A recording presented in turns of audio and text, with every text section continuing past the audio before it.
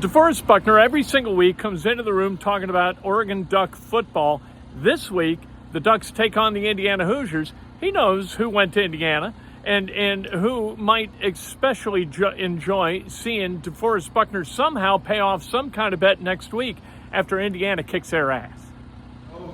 College game day, Saturday in Eugene, Oregon. Okay. The Ducks versus the Hoosiers. That's right. Heard about that. Yeah. Hey, Buck, did you, ask Mallard to sign a guy from Indiana, or is your confidence level high enough that? No, it's fine. We got a bunch of people that went to IU, in the building, so it's gonna be a fun one this week. You have a whole duck pond walking around here. Basically. Yeah. Oh wait, you have a better one of the owners. No, I don't. There's an IU. There's an IU in there. I was probably Buck stuff right there. I know. No owners in the Ducks. When I was watching your sack last week, I actually had a shot at the guy. You get him. You go over to the loud and tell him, hey, thanks for. Well, I told him appreciate you. I guess he didn't want it as bad as that interception, so I'll go out there and clean it up for him. What is that like? What's better, a sack or interception? For me, sack. I mean, that's what I do. I get paid to rush the passer, so I love getting a sack or an interception. But as a pass rusher, when you get close, because I was talking to JT about this and watching other players, you get that close, you don't get it, another guy gets it. What's the level of you're glad your team had success. Yeah. There's that personal perfectionist in you, wow. No, yeah. Tell you, it's a sick gut feeling for sure, but you got to look at it from another perspective, right? At least I'm back there. You know what I'm saying? I just got to finish. So what do I have to do to finish? How could I gather my feet or whatever it is better when I'm back there? So you look at it's a kind of a double-edged sword, but when I'm back there rushing and first play of the game, beat my guy quick. You got a hit on Gino, but he got the ball out, on that little wheel route. So, it's just just gotta keep rushing. If I'm back there, when I do have those one opportunities, I know I'm gonna have an opportunity down the road. So I just gotta keep rushing as a rusher. Zaire pointed out that you and Grove have been a number of places here where you had a toss to the opposite side, and you and Grove have both kind of gone and ran it down. Yeah. There's been hash of the numbers.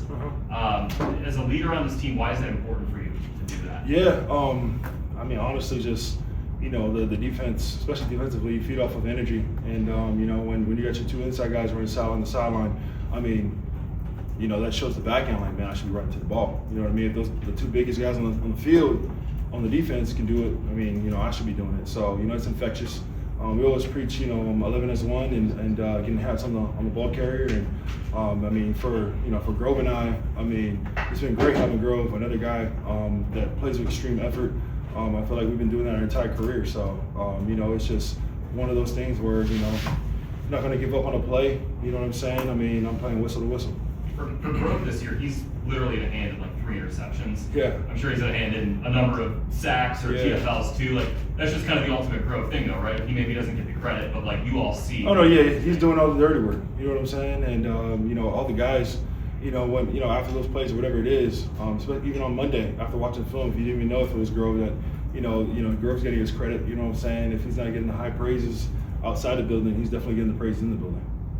Are there matchups where, we talk about kind of group sacks and the teamwork of it all?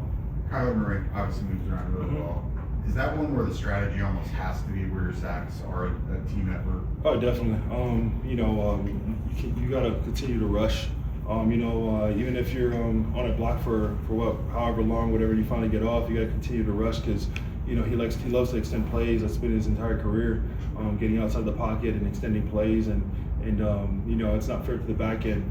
Having to cover for so long. So, as a rush group, we got to do a really good job with our rush lanes and keeping our eyes on the quarterback when we're rushing, covering each other and continuing to just rush all the way through the down. Up with the start 4-1, which is unusual here. You had a great start in 19. Yep. You guys were Yeah, right now. we got 9-0. Yeah. How do you kind of keep saying, hey, we've done some good things, but we really, we still got more to do? How do you not get over yourself? No, just like I said before, the loss against LA. That ball game came down to details. You know what I'm saying? We had a lot of things execution-wise where we weren't paying attention to the details. Second to last drive of the game, we playing pretty solid in the second half defensively, and we give up that, we got 10 guys on the field. Just the little things, just keying in when you're watching film. I mean, yeah, you did stuff well, but how can you get better? You know what I mean? It's just all the little details that you got to continue to fine tune each and every week to continue to strive to where we want to be. Zaire mentioned Couple more. yesterday, you and him have a long-standing argument about the value of pressures versus sacks. Yeah. So, all right, what's your stance on it? No, yeah. You have a lot of great rushers that, they get some sacks, but they have a lot more pressures and hits. And those pressures and hits are just as valuable as sacks when you're consistently putting the quarterback under duress. You know what I mean? It forces errant throws. It causes interceptions, whatever it is. I mean, you see it day in and day out in the NFL. Guys getting chased all day, and guys might not come up with a sack, but he's trying to force a throw down the field, and come up with an interception. So we've had that long-standing argument for a couple of years now. In your times playing Kyler, what sort of things do you have to keep in mind with him back there?